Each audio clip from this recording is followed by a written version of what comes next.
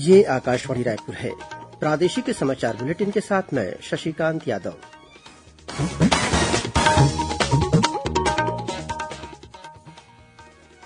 और अब पेश है आज के मुख्य समाचार।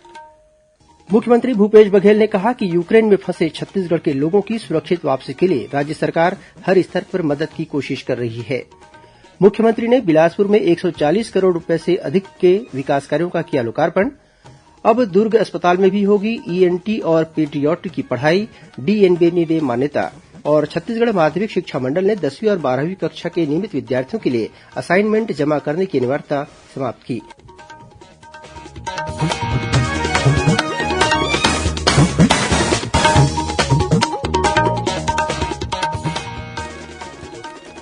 अब समाचार विस्तार से। छत्तीसगढ़ के मुख्यमंत्री भूपेश बघेल ने कहा कि यूक्रेन का वर्तमान संकट चिंता का विषय है। यूक्रेन में 20,000 विद्यार्थी फंसे हुए हैं, जिनमें छत्तीसगढ़ राज्य के भी हैं। उनकी मदद के लिए दिल्ली में राज्य सरकार ने हेल्प सेंटर प्रारंभ किया है, जहां लोग लगातार संपर्क कर रहे हैं। श्री बघेल ने कहा कि हम हर स्तर पर मदद करने की कोशिश कर रहे हैं। भारत सरकार और विदेशी दूतावास से लगातार संपर्क में है कि हम अपने विद्यार्थियों को कैसे छत्तीसगढ़ वापस ला सकें। छत्तीसगढ़ सरकार द्वारा केंद्र शासन से भी समन्वय बनाकर राज्य के नागरिकों की सुरक्षित वापसी के प्रयास किए जा रहे हैं।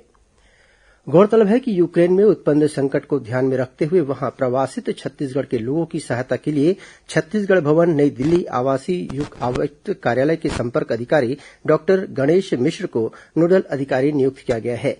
डॉक्टर मिश्र के दूरभाष क्रमांक 011-461-56-000 और मोबाइल नंबर 999-70-60-999 पर संपर्क कर छत्तीसगढ़ के नागरिक सहयोग प्राप्त कर सकते हैं। मुख्यमंत्री भूपेश बघेल ने आज बिलासपुर प्रवास के दौरान 140 करोड़ रूपये से अधिक के लागत के विकास कार्यों का लोकार्पण किया। इनमें 107 करोड़ रूपये की लागत से बने 1,620 मीटर लंबे तिफरा फ्लाईओवर ब्रिज और 26 करोड़ 83 लाख रूपये की लागत से व्यवस्थित और आधुनिक सुविधाओं से सुसज्जित व्यापार विहार स्मार्ट रोड शामिल है। इसके अलावा मुख्यमंत्री ने बिलासपुर स्मार्ट सिटी लिमिटेड द्वारा 3.5 एकड़ क्षेत्र में बने doctor APJ Abdul Kalam planetarium का भी लोकार्पण किया। यहां शहरवासियों को आकाशीय नजारे के अवलोकन के साथ विज्ञान और खगोल शास्त्र के बारे में जानकारी मिल सकेगी। इस प्लेनेटोरियम का निर्माण 6 करोड़ 70 लाख की लागत से किया गया है। प्रदेश में कृषि के क्षेत्र में गोमूत्र के वैज्ञानिक और व्यवस्थित उपयोग की कार्ययोजना तैयार की जाएगी। मुख्यमंत्री भूपेश बघेल ने मुख्य सचिव को राज्य के कृषि वैज्ञानिकों और कामधेनु विश्वविद्यालय के विशेषज्ञों से चर्चा कर कृषि में गोमूत्र के वैज्ञानिक उपयोग की संभावनाओं के संबंध में कार्ययोजना तैयार कर 2 सप्ताह में प्रस्तुत करने के निर्देश दिए हैं। साथ ही उन्होंने रासायनिक खादों और कीटनाशकों के बदले गोमूत्र का उपयोग करने वाले किसानों के अनुभवों का भी समावेश करने को कहा है। मुख्यमंत्री ने कहा कि कृषि में जहरीले रसायनों के उपयोग के विकल्प के रूप में गोमूत्र के उपयोग की अपार संभावनाएं हैं। स्कूल शिक्षा विभाग द्वारा प्रदेश में 5 से 6 वर्ष तक के बच्चों के लिए बालवाड़ी खोलने की तैयारी शुरू कर दी गई है। इस संबंध में मास्टर ट्रेनर्स को 5 दिन का विशेष प्रशिक्षण दिया जा रहा है। स्कूल शिक्षा विभाग के विशेष सचिव और राज्य शैक्षिक अनुसंधान तथा प्रशिक्षण परिषद के संचालक राजेश सिंह राणा ने प्रशिक्षण में उपस्थित मास्टर ट्रेनर्स से कहा कि वे बच्चों को शैक्षणिक और मानसिक रूप से तैयार कर उन्हें स्कूल आने के लिए प्रेरित करें।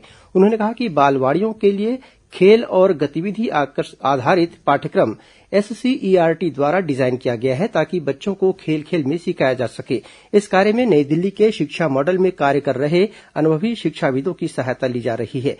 उन्होंने प्रशिक्षकों से कहा कि इस कार्य को मार्च माह के अंत तक स्कूलों में पहुंचा दें, ताकि अप्रैल माह से प्रदेश के 6,500 प्राथमिक स्कूलों में सफलतापूर्वक प्रारंभ की जा सके। इस प्रशिक्षण में विभिन्न जिलों के 100 से अधिक मास्टर ट्रेनर्स शामिल हो रहे हैं।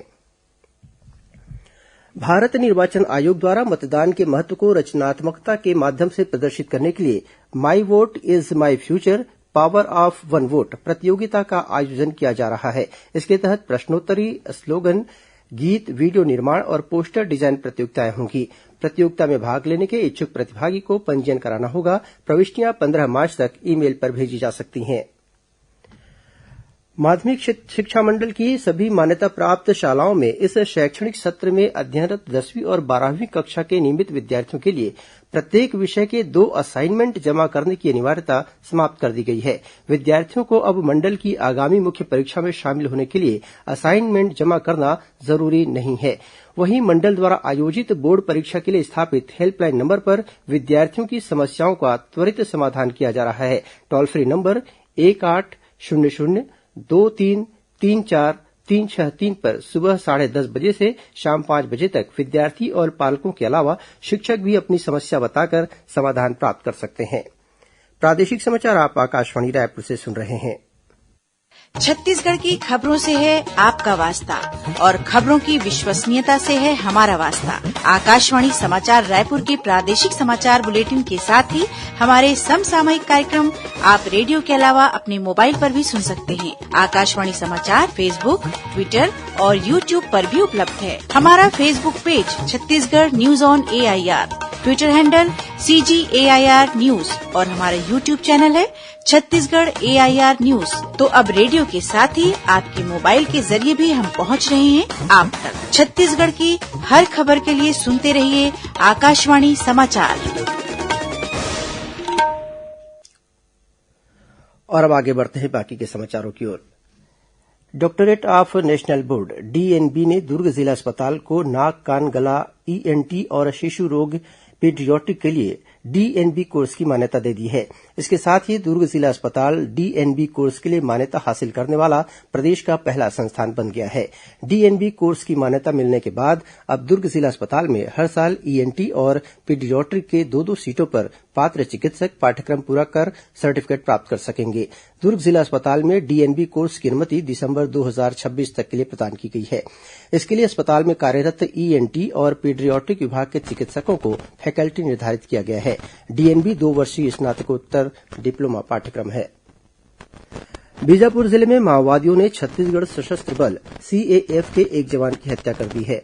पुलिस अधीक्षक कमलोचन कश्यप ने घटना की पुष्टि करते हुए बताया कि अर्जुन कुड़ियाम CAF 22वीं बटालियन का जवान था। वह पिछले कुछ दिनों से बीमार था और 1 माह पहले चिकित्सा अवकाश पर धनोरा स्थित अपने घर आया था। इसी दौरान माओवादियों ने उसकी हत्या कर दी। पुलिस मामले की जांच कर रही है।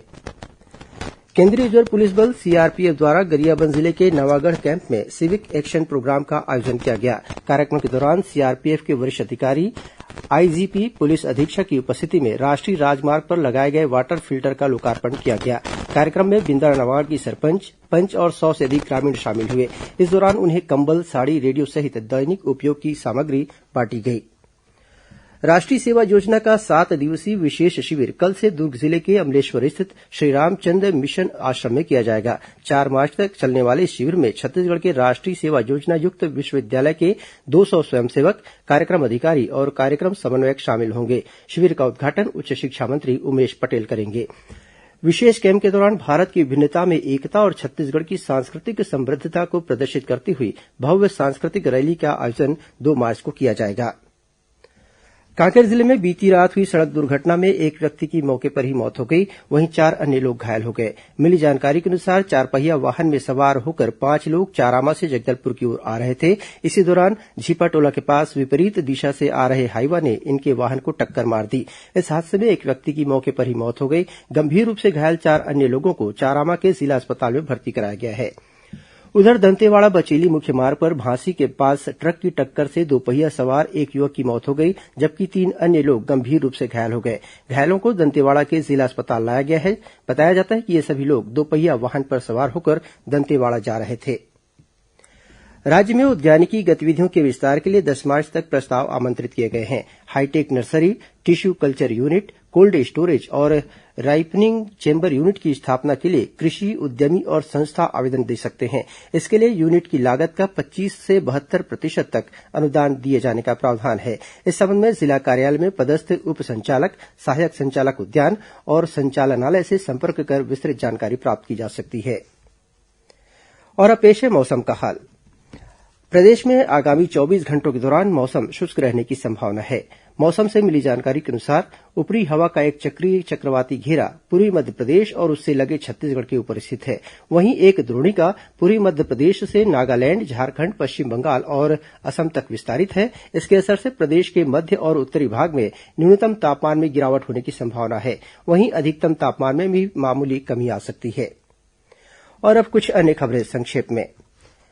प्रधानमंत्री नरेन्द्र मोदी केंद्रीय बजट में स्वास्थ्य क्षेत्र के लिए किए गए प्रस्तावों पर एक वेबिनार का कल उद्घाटन करेंगे। इसके तहत कल आयुष्मान भारत, डिजिटल मिशन, ई संजीवनी और टेलीमेंटल हेल्थ प्रोग्राम विषयों पर चर्चा के लिए 3 सत्र होंगे। राज्यपाल अनुसुईया उइके से आज राजभवन में इंदिरा गांधी कृषि विश्वविद्यालय के नवनियुक्त कुलपति डॉक्टर गिरीश चंदेल ने मुलाकात की। इस दौरान राज्यपाल ने नवनियुक्त कुलपति से विश्वविद्यालय द्वारा किए गए कृषि संबंधी अनुसंधानों का लाभ किसानों तक पहुंचे, यह सुनिश्चित करने को कहा। जिला न्यायालय परिसर रायपुर में जिला विधिक सेवा प्राधिकरण और एएसजे नेत्र चिकित्सालय के संयुक्त तत्वावधान में निःशुल्क नेत्र जांच शिविर का आयोजन किया गया। आईसीआईसीआई फाउंडेशन ने वायरोलॉजी लैब के लिए स्वास्थ्य विभाग को मशीनें प्रदान की हैं।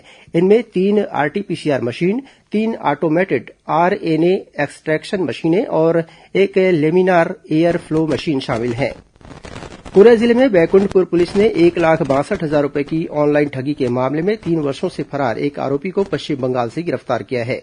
इस मामले के 2 अन्य आरोपी पहले ही गिरफ्तार किए जा चुके हैं।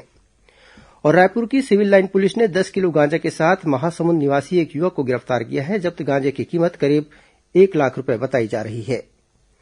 अंत में मुख्य समाचार एक बार फिर। मुख्यमंत्री भूपेश बघेल ने कहा कि यूक्रेन में फंसे छत्तीसगढ़ के लोगों की सुरक्षित वापसी के लिए राज्य सरकार हर स्तर पर मदद की कोशिश कर रही है। मुख्यमंत्री ने बिलासपुर में 140 करोड़ रूपये से अधिक के विकास कार्यों का किया लोकार्पण।